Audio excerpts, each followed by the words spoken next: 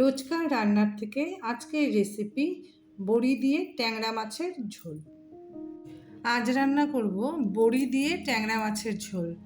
তো বড়ি দিয়ে ট্যাংরা মাছের ঝোল করতে বড়ি তো লাগবেই, লাগবে ট্যাংরা মাছ। আমি ট্যাংরা মাছগুলো হলুদ লবণ মেখে রেখেছি, কেটে ধুয়ে হলুদ লবণ মেখে নিয়েছি।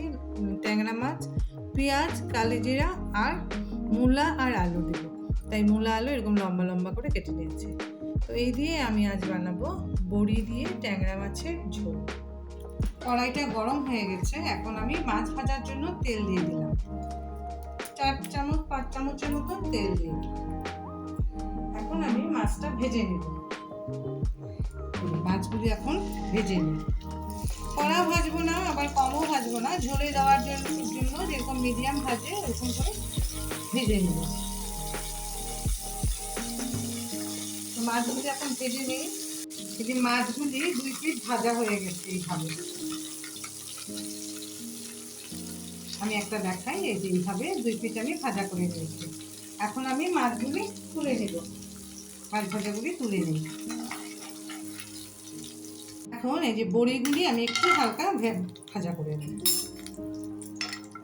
বেশি ভাজা করলে বড়ি অনেক সময় সিদ্ধ হতে চায় না, তার জন্য আমি অল্প ভাজা করব।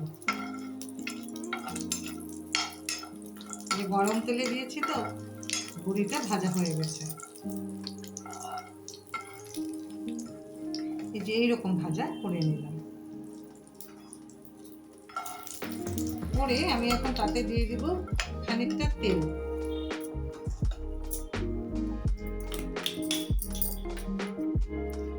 আরো ধরো 2 চামচ 2.5 চামচের মতন তেল দিয়ে দিলাম।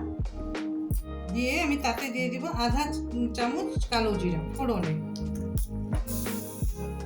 দিয়ে তাতে দিয়ে দিলাম এই যে আলু আর মূলাটা। এটা একটু ভাজা হোক। আলু আর মূলাটা মোটামুটি ভাজা হয়েছে। এখন আমি তাতে দিয়ে দিলাম স্বাদ মতন লবণ। আর দিয়ে দেবো যেমন পেঁয়াজ, বেশি পেঁয়াজ নয়, এখানে আমি ছোট্ট একটা পেঁয়াজ পেস্ট করে নিয়েছি। দিলাম পেঁয়াজটা।